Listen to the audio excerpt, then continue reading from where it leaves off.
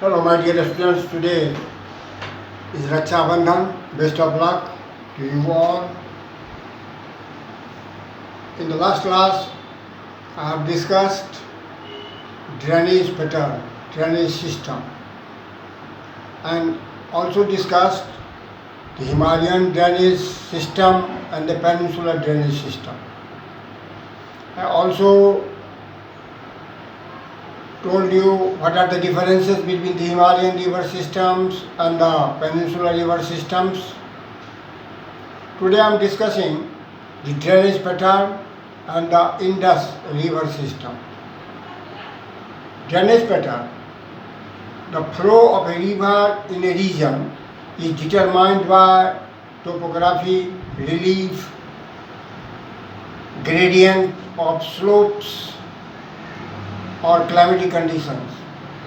On this basis, there are four drainage patterns found in India.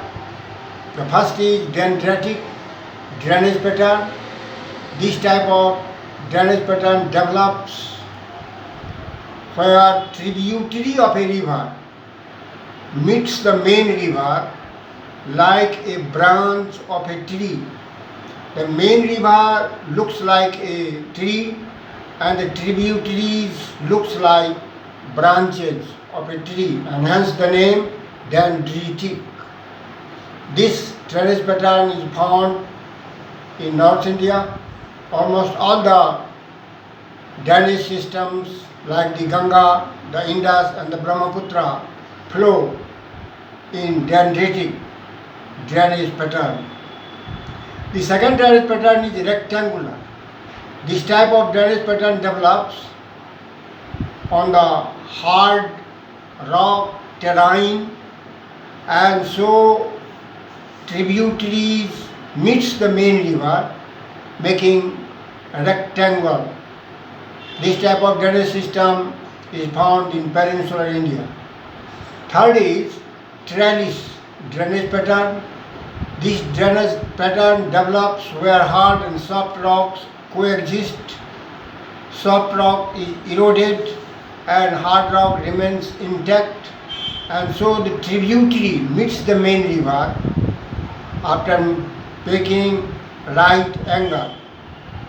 This type of drainage pattern is Narmada and Tapi river. The fourth is radial drainage pattern. This type of drainage pattern is found where rivers flows in different directions from the central peak of the mountain or hills. This type of drainage pattern is found in the Chotanagpur Plateau region of Jharkhand. Important rivers like Damodar flow in this direction.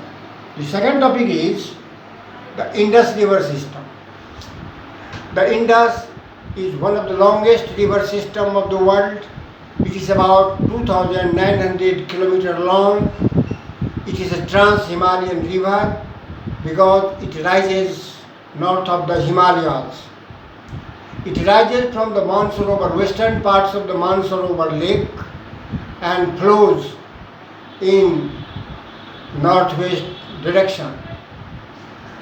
After cutting one of the deepest gorge of 5,500 meters deep, it enters into Ladakh in Jammu and Kashmir, and thereafter it flows in northwest direction and hides in the Himalayan and Hindu Kush mountain chain. Its important tributaries from the northern side are Hunja, Gilgit, Sayok, etc., while the tributaries from left side are Satluj, Ravi, Chenab, Jhelum or Byas. The Indus reappears from the hills of the northwestern parts at Attock and then moves in southwest direction and ultimately drains into the Arabian Sea east of Karachi. Its entire area is about 11 lakh square kilometer. Out of this, 3 lakh square kilometer lies in India, rest in Tibet and Pakistan. The Indus River is the lifeline of Pakistan. Thank you.